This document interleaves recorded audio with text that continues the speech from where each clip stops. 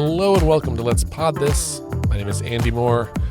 Welcome back for another week of fun, excitement, and Oklahoma politics and government. Friends, I'll start by gently apologizing for last week's episode. No one has complained. In fact, I got several messages in support and appreciation of my grievousness at the current state of affairs and the national political discourse in particular. Not even discourse, just like what's happening in Washington. And this week isn't necessarily any better. Goodness, possibly worse. But I'm feeling less spicy today. So I will apologize to your children if they learned any, new naughty words last week. I felt better afterwards. Maybe you did too. This week we'll talk first about what's happening here in Oklahoma in the legislature and the Capitol. Maybe a few words about what you can do to make a difference, to get involved. I know a lot of people are struggling right now with finding a way to get involved, like finding out what actually is meaningful, what would make a difference, what they could do to possibly make a difference with these huge problems that they see in the news. And we'll talk about that, and then we'll wrap up.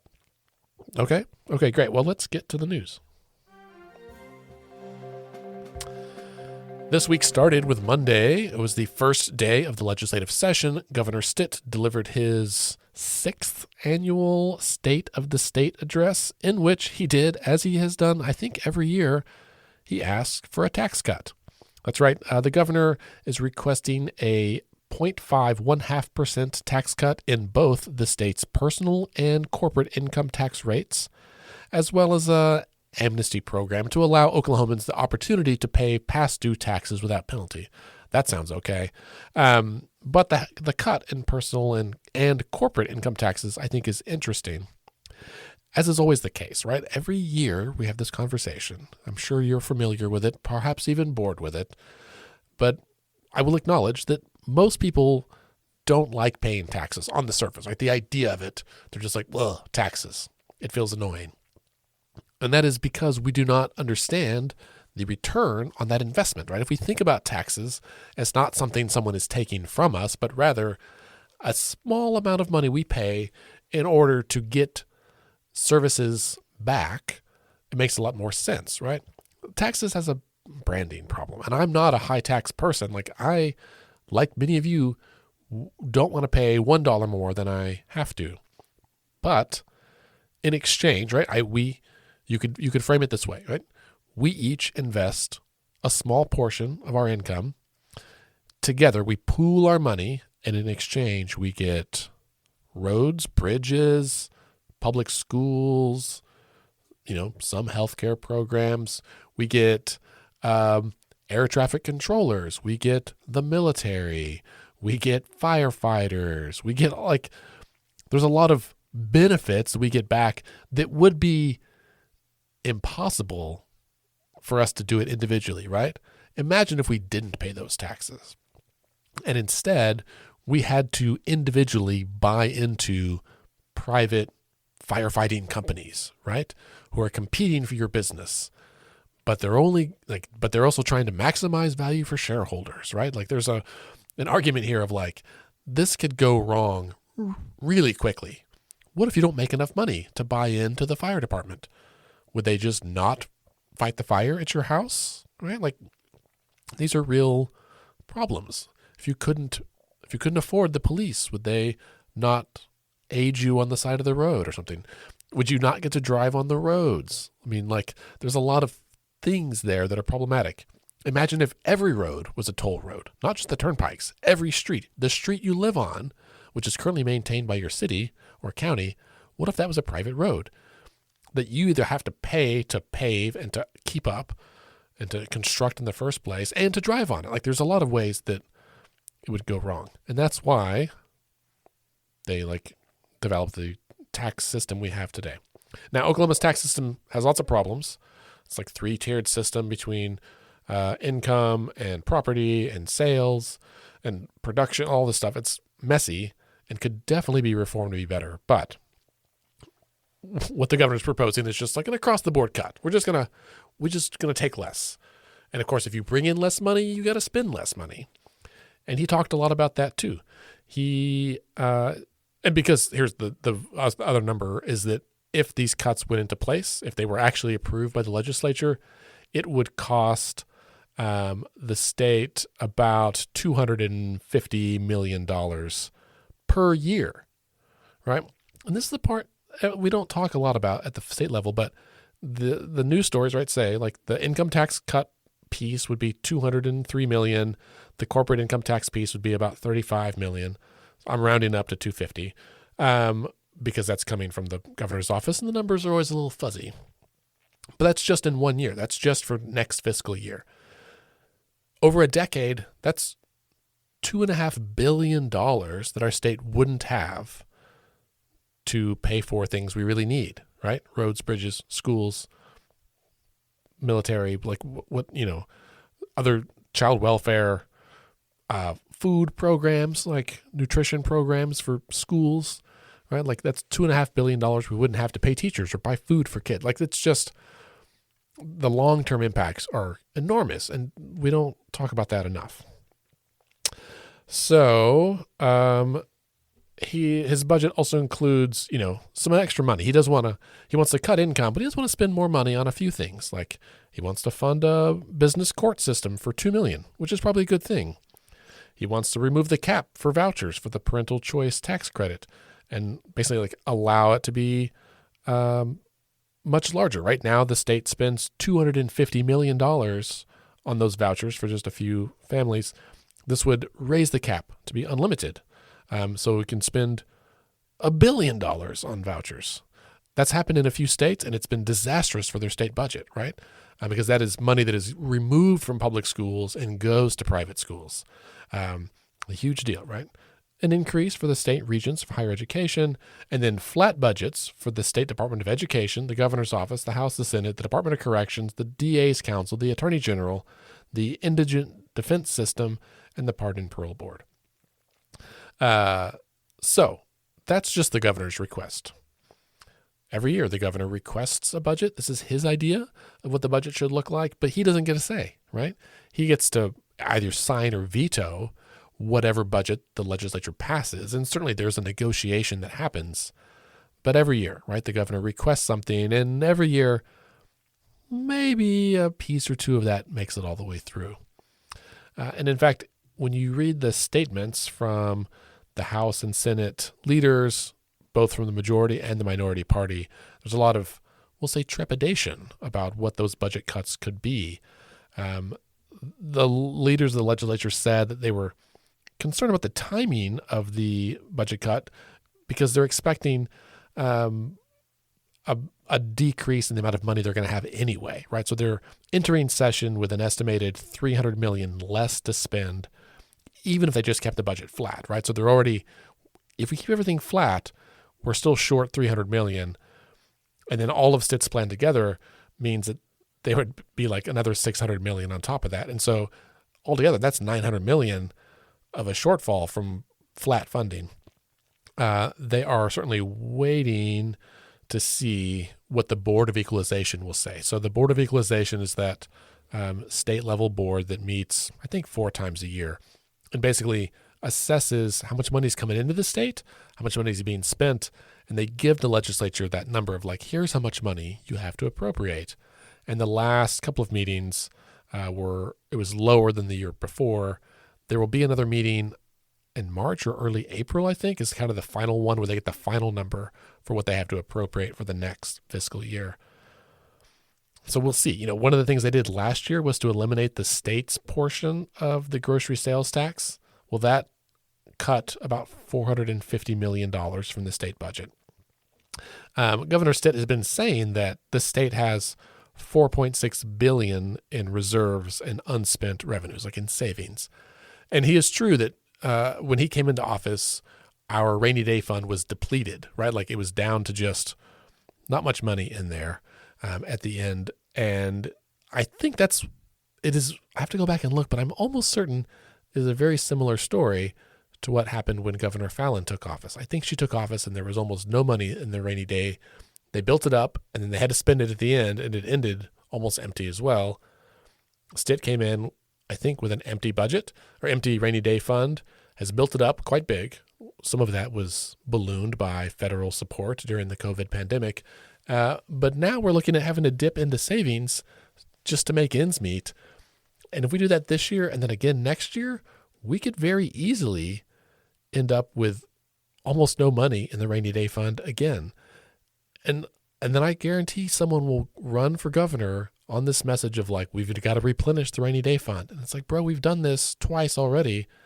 What is the problem? And the problem seems to be they run on it, they want to save money, and they want to spend money. And it ends up putting the state in a pickle every 8 years, right? In fact, if you go back 8 years ago, what were we doing in 2017? We were discussing a major budget shortfall, right? In 2016, the state was short $1.3 billion. And then in 2017, short another $900 million. Those resulted in massive across-the-board budget cuts to every state agency. And really, it caused the state's credit rating to be downgraded. And it's like no one up there is even talking about this. Like, we've made these mistakes before, and we didn't fix them. And now we got some guy who claims to be a businessman coming in and making the exact same mistakes. And so I just, a word of caution to any legislators who might be listening to this, go back. Go read news stories from 2016 and 2017 about the impact of that. Because what happened in 2018? The teacher walkout, right? Years of underinvestment and of budget cuts really put the pinch on our schools and our classrooms, and we are already worse off when it comes to the number of teachers in classrooms today as we were back then. And if they cut funding again this year, cut revenue again this year, then they have to cut spending because of that, and then they do it again next year because it's an election year, I guarantee there's going to be another teacher walkout and maybe a state employee walkout. And it's going to cripple our state, not just from like a functional standpoint, but just a huge black eye. I hope Governor Stitt doesn't want to leave office with this like massive budget black eye that he caused because he was aiming for tax cuts that were unnecessary, right? These tax cuts, might save the state a couple of $100 million collectively, but for you and I, we might only save $30 a year, right? It's like $3 a month for most taxpayers. Now, if you're rich, you're going to save a lot more, and that's a whole other conversation, but that's where that's at. So governor asked for big budget cuts. Legislature says, I'm for it in theory, but let's wait and see what the numbers say. And then here, and let's fix this, we say, whoa, folks, let's take this with a big grain of salt and be really cautious. We don't want to, cut off our noses to spite our faces. Don't want to cut taxes to spite our faces. I don't know. The phrasing breaks down, but you get it. But public pressure is an important piece of this, right? Public input is an important piece of this. And there's a great example this week about illustrating how and why public pressure is good and necessary and important and useful and impactful when it comes to state policy. State Senator, newly elected State Senator Dusty Devers from down in Lawton, had proposed a bill, Senate Bill 1017, that would have disallowed medical services like occupational therapy and speech therapy from being written into students' individualized education programs or plans, like an IEP, right? And those are federally backed documents that prescribe the goals and methods of attainment for students with disabilities. My daughter has an IEP. She receives occupational therapy and speech therapy and physical therapy. And this bill would have disallowed those services from being part of her educational plan. Like, they are a vital part of her educational plan. They are perhaps the most important part. And it would also have pulled Medicaid coverage for those kinds of therapies, as well as other things like eye exam and other health exams. So a pretty massive slap in the face to anyone with a child with any disability. And Wednesday, he said, because he faced enormous pressure, and there was a kind of a petition circulating, to reject the bill, and that gained more than, I think, 3,000 signatures in about 3 days, right? So a lot of opponents came out about this. And 3,000 signatures is like a lot but the guy represents like 80,000 people. So it's not even an overwhelming majority of his district. And these were people statewide. So a lot, but not really that much, right? But Devers put a statement on Wednesday that said, it has become evident that the language of SB 1017 need to be more precisely reflect my intent, which is protecting the necessary services for our special needs students while ensuring that parental rights remain intact. I regret any confusion or concern this has caused, and I apologize for the turmoil it's created. And then he chose to pull the bill back. He was trying to make a statement about he wants to do an audit of all this Medicaid funding and, a commitment. He put out a statement at some point that was saying like, oh, hey, well, no, everyone who, has an IEP, like, will keep these services, but there's probably some IEPs that aren't necessary. Like, these aren't all medical necessary. Well, he is not a teacher. He's not a therapeutic professional, right? He's a pastor from a small town. He might have some awareness of this. I honestly don't know. And based on the fact that he filed this language the way he did, either he didn't know what he was writing or he accepted the language from somebody else and said, yeah, I'll run it. Probably someone who's a big donor to his campaign. He said that the intent of the bill was to prevent Oklahomans from providing reproductive and gender-affirming care, such as in California, dun, dun, dun, where students can access birth control without parental consent. I don't know where he missed the mark between students accessing birth control and students receiving occupational and speech therapy. Those are very different things that deal with entirely different parts of your body, even. And different licensure professional. The whole thing is bananas. My point is this.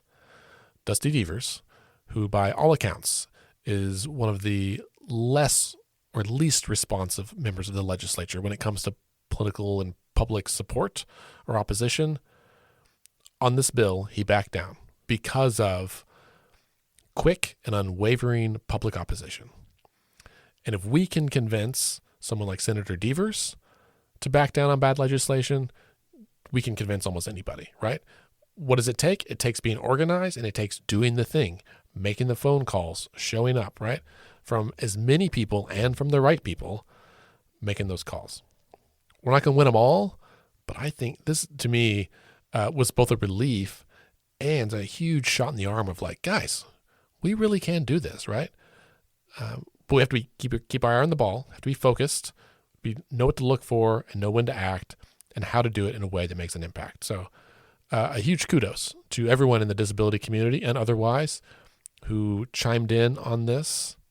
Keep it up, right? You've got to fight for your rights to go to school, to party and to go to school. Now, all of those news stories that I've been talking about, I've pulled all of those from Oklahoma Voice, which is always an excellent publication, online nonprofit newsroom. And they also published a really interesting and I thought heartfelt op-ed this week from Preston Salome, who was our former intern, right? You may remember him from last semester. He wrote on his own accord an op-ed entitled "Opening Oklahoma's Primary Elections Will Increase Turnout and Create Better Representation." It's great. It is everything. Preston was one of my best interns we ever had. I will link to his op-ed. I think he hits the nail on the head. And it is wild to me to go to events and talk to people in their 60s and 70s and then people like Preston in their 20s and have them all arrive at the same conclusion. If there's one thing we can get behind as a country is that our current systems are malfunctioning. They are broken. They are easily corrupted by politicians who are hell-bent on power. And we need to fix that. We need to return that power to the voters. And I think Preston's op-ed does a great job. You guys already know where I land on the issue of open primaries, but it's a good read. We'll be sure to share it in the show notes here. And then, put it on Facebook. Send it to your friends. Print it out, mail it to your grandma. Whatever you got to do, get the word out. Now, we talk a lot about civic action happening at the state capitol and certainly at the federal level as well. But it's not all there, right? Even at the local level, municipal, city level, and county level, there is action happening. We don't cover as much of the city stuff because it's a big state with lots of cities, and I don't want to leave anybody out. But I will acknowledge that early voting is happening right now today for an election The actual election day is next Tuesday, the 11th. Nope. Yes, the 11th. And that is largely municipal elections. So not every city, but a lot of cities, including Oklahoma City, Wards 3 and 7 are up. They have elections this year. Edmond and Norman are both electing new mayors. I'm sure there's a bunch of others. There's like 30-something counties that have elections this month. And so if you live in one of those areas, definitely pay attention. You might very well may have a vote. If you live in Oklahoma County, really anywhere in the kind of the middle third of Oklahoma County, you also have a chance to vote. There's well, if you're a Democrat or an independent, you have a chance to vote. There's a race, a special election to fill County Commissioner District 1, which was previously held by Carrie Blumert. You may remember she left her office for a position with the Mental Health Association of Oklahoma. So that race is happening next week as well. It's a three-way race for the Democratic nominee. I believe there's also an independent candidate, which means that whoever wins this primary, assuming that one person wins, there could be a primary runoff. But if only one candidate gets more than 50% in February, then April will be the general election. If nobody gets it, then it's either May. Like if it's a runoff, then I think the runoff is in April, and then maybe it's in March. This is the kind of thing where we have too many elections. Another example is that on April 1st is the next like kind of semi-major election day, and there's a bunch of other municipal races on that day. Towns like, I know Harrah has an election on April 1st for city council and mayor. I don't know why they didn't do theirs this month. I need to go back and look. And maybe cities of a certain size do it in certain months, but that's weird to me too. So anyway, on April 1st, there's an election that will be for a bunch of municipalities. And then also it will be the primary elections to fill 2 vacant state house seats, House District 71, and House District 74. They're both kind of near Tulsa. HD 71 is in Tulsa. It's just south of downtown. It goes along the river on the east side of the river. It was previously held by Amanda Swope, but she left the House to go work for newly elected Tulsa Mayor Monroe Nichols, former colleague of hers in the House. There are 7 candidates who have filed for that seat, 4 Democrats, 3 Republicans. So there will be primaries for both major parties. And if someone happens to win more than 50%, then that process would be done. But more than likely with that many candidates, there will be a primary and then a primary runoff in May and then a general in June. So 3 elections just to fill 1 seat. And the ironic part about this is that by the time they get done with that, session will be over, right? So these seats will be unoccupied the whole time. HD 74, similar story. It's northeast of Tulsa. It's up around Owasso, the surrounding areas. It was previously held by Mark Van Kuren. He resigned to accept a position as a deputy county commissioner, certainly a higher paycheck, working, and he'll be doing that working as deputy to another former House member, Lonnie Sims. There are 6 candidates that filed for that race, 5 Republicans and 1 Democrat. So there will at least be a primary and likely a primary runoff for the Republicans. And then the Democrats have to wait until the general election, which will likely be in June.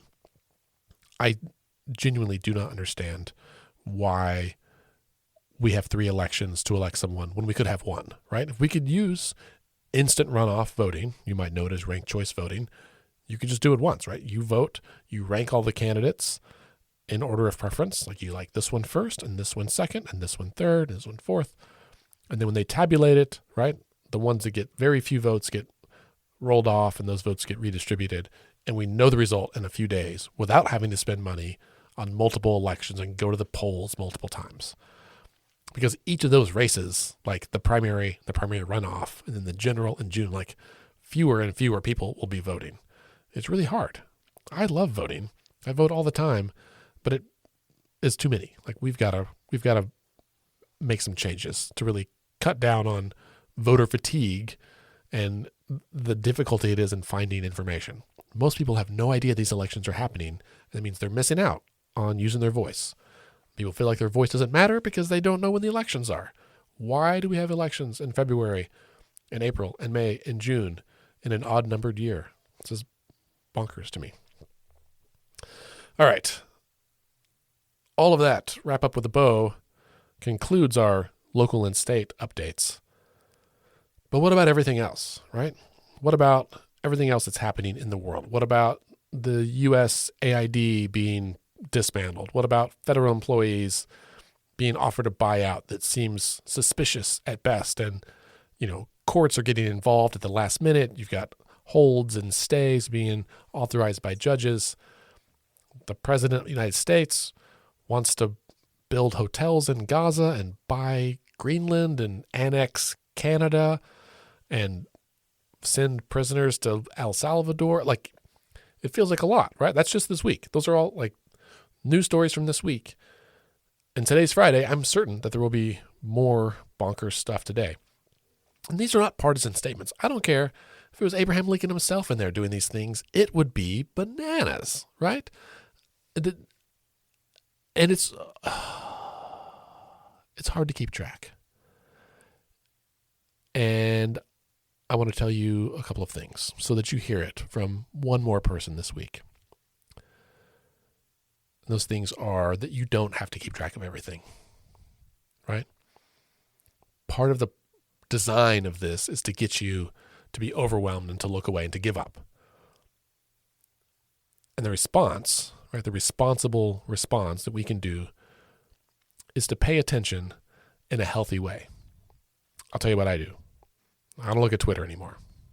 Hardly ever.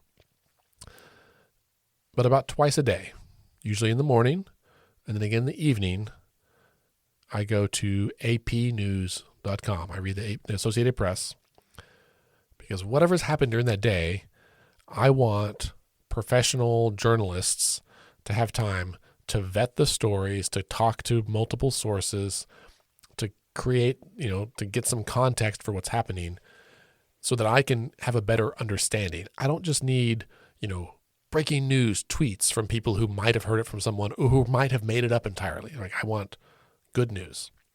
So about twice a day, the way we've consumed news for decades, right? In the morning and in the evening, read the news and kind of hear what's happening.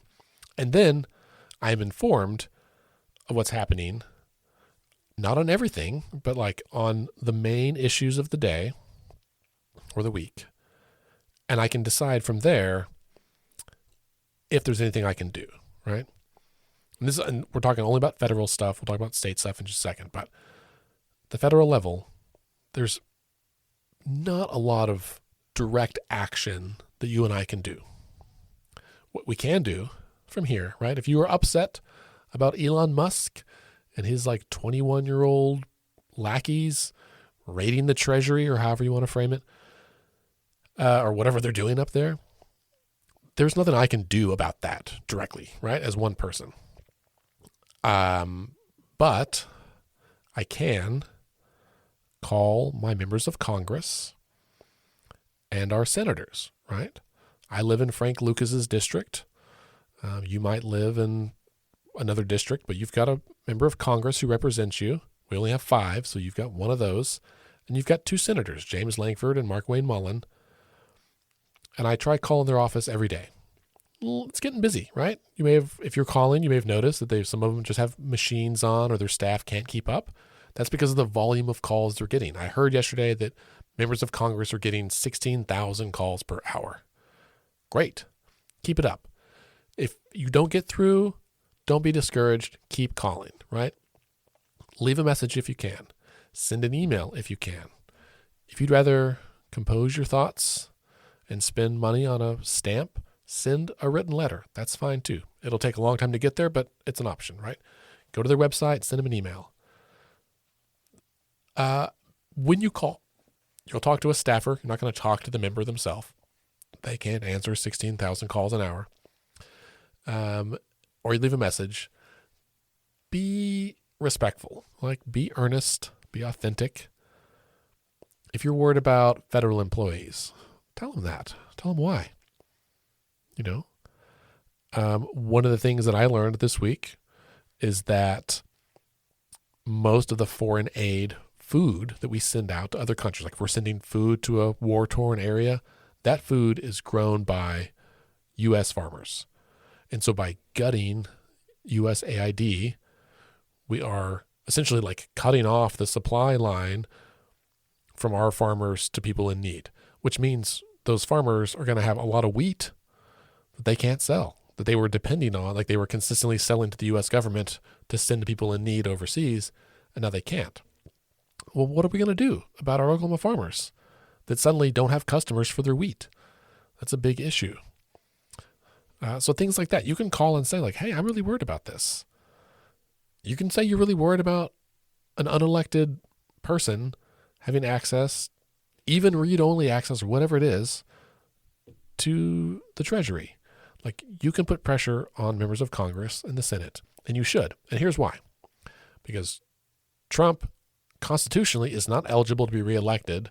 Elon Musk is not elected in the first place. They don't care about getting reelected. But you know who does?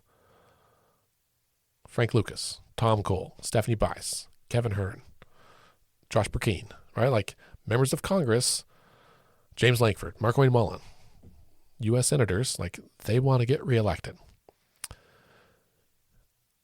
And that's the case across the country, right? Like if there's one thing that will spook these elected officials, it's a swift and prominent pivot of public sentiment away from them, right? When they start realizing that most voters are upset with what's happening, they will respond. It'll take longer than you and I wish it would, right? We want to see strongly worded statements. We want to see pushback. We have to trust that there is something happening behind the scenes, however slowly, but cracks are starting to open up. And I think every week that goes by, we see more and more of those cracks get wider,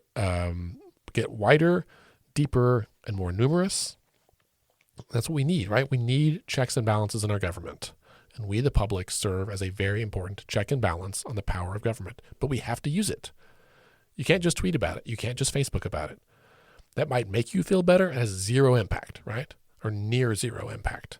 They're not reading your tweets. They're not reading your Facebook pages. If you happen to have a personal relationship with an elected official, tell them. Now, you can also contact your state and local leaders about national issues, and they will tell you, I can't do anything about that. And that's like true, but it is different. If you can lean on your, let's say your state senator and say, this is a big issue, especially if they're a Republican, if they are the same party as member of Congress. You know, it's different if I call Senator Lankford's office than it is if, I don't know, Pro Tem Paxton calls Senator Lankford's office. And if he calls and says, hey man, like, you know, can you get a message to Lankford that like, I'm getting a lot of heat from constituents here, because then those state level folks are going to be worried that if they don't do something, they won't get reelected. And I know it's petty, right? I hate when getting elected is like the end all be all for some of these guys. But if that's all we've got to hammer it, right? Related to that, the week of President's Day, so week after next, the U.S. House is out of session. I think the Senate's still in session, but the House is not. They should be back home in district. They all have district offices, right? Somewhere in their district, there's an office or two. The senators, I think, have at least two offices, usually like Oklahoma City and Tulsa or something. You can go to their district office, right? You can try to make an appointment. You can also just go outside and hold signs. It is perfectly legal to do a peaceful protest outside your member of Congress's office. If you want to take time to go up there and stand around the sign, or you want to try to see them, you should go, right? And by the way, if you're calling their office, try calling their DC office and also try calling their district office. Sometimes you might have more success getting through at the local level than at the national level. But there's nothing wrong with that. I'm going to look up Frank Lucas's office. I don't know where his office is in my district. Hopefully it's somewhere nearby, maybe way out in western Oklahoma, in which case maybe I'll take a drive, right, and go out there and stand around with a sign or something. I know it feels like nothing, right? It feels like you're throwing sand into the ocean or something, but it's what we've got. And if we don't take advantage of what we've got, then we're really doing nothing. The other thing you can do, right? For those of you who are probably the high news consumers in your orbit, aside from taking care of yourself, which you should definitely do, as we've discussed, right? Manage the amount of news you're consuming, find time for hobbies, like make time to, I don't know, color, bake, read a fiction book about something else, like, do woodworking, knit, whatever your hobby is, play with your kids, lay on the floor and meditate. I don't know, whatever. Do something, right? That's not spiraling. Try not to spiral. But spend time with your friends, right? I think I've said this many, many times before, but it's worth repeating every week probably, right? That isolation is a killer. Suffering, spiraling alone is terrifying and is not productive. It is not helping you nor America. But if you will, this weekend or next weekend, plan out a week or two, right? Make dinner plans with some friends, right? 3 or 4 or 5 friends. Go out to eat or stay home, whatever you got. Have a little potluck, right? Everyone bring over your favorite cheese and cracker and a bottle of wine or something. Doritos and Coca-Cola. I don't care what you have. Just hang out, right? Listen to music, hang out with each other, and talk about this. Share your experience. You don't have to rant and rave and spiral together, although that's better than spiraling alone. But you could also use the time to make phone calls. You can call their offices any time of day, right? You can leave messages at night if you want. You could do postcards. You could write letters. You could plan, right? You could say, hey, this is a lot for me to take on by myself, but could you guys help me? Let's organize a little neighborhood political rally just to bring people together. You don't have to have solutions for everything. There is immense strength in solidarity in just not being alone, right? I guarantee that there are people in your life that are more scared than you are right now, more worried. Maybe they have already had loved ones that have been arrested and hauled off by ICE. That's terrifying. They need you, right? They need a hug.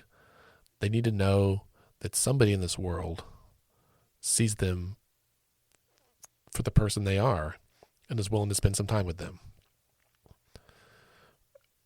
If there's nothing else you can do, right? If you feel helpless in these uncertain times, right? Get grounded in the relationships that are closest to you. And then together, right? Put your heads together, put your hearts together, and find ways to make a difference. Short of that, right? You can always volunteer locally. I'm not saying tune out and ignore what's happening. You don't have to do that, right? You can moderate your consumption and you can find ways to act locally, and it makes a huge impact. At the state level, I am working on email right now that'll go out next week with a bunch of capital days that are coming up for a bunch of organizations, right? ACLU, Parent Legislative Advocacy Committee, Alliance for Healthy Families. There's Oklahomans for the Arts, I think. There's a bunch of stuff happening at the Capitol this spring. Take the day off work. Come up there with us, right? I'm going to try to be there more this year. Just go up there. If you've never been to the Capitol before and you're nervous about going because you don't know your elected officials, let's go. Let's go meet them. They're not scary, right? We'll go together. We can hold hands or whatever. Just go meet them. You don't have to even know what to say. We can help with that, right? But really, all I want you to do is to look another person in the eye, shake their hand, and say, hi, I'm your constituent, and I want to know what you're doing about these problems. And just see what they say. Then we can go from there. Does that sound good? Okay. As we wrap up today, this is a shorter episode than last week because you went way long last week. But I do want to say we are all in mourning for local hero, a legend in his own time, Ryan Kiesel, former state legislator, former director of the Oklahoma ACLU, weekly commentator on This Week in Oklahoma Politics, which is a great show, I will admit, on KOSU. Friend and neighbor, father, son, spouse. Ryan was a great guy. His obituary, which I will link to in the show notes, is one of, if not the best obituary I ever read about any person ever, whether I knew them or not. Right? I've read some real doozies, and this one is amazing. His funeral is this afternoon. I'm headed there shortly. But he's one of my friends who I never told him that I looked up to him, but I certainly did. And I think there's a lot of other folks that way as well. There will be a celebration of his life in March at the Tower Theater. We'll talk about that when we get a little bit closer to it. But if you are listening to this and you knew Ryan, I'm grieving there with you. I hope I'll see you at the funeral today. And if you didn't know Ryan, you really missed out. You should really go read his obituary and remember that there are people like him all over the place doing really good work. And maybe it's you, right? Never underestimate the impact that you're making on the world around you. And as we say every week, decisions are made by those who show up. This week, find new ways to show up before you're a member of Congress, for your family, for your friends, for your neighbors, for your fellow man. You can do it. See you next week.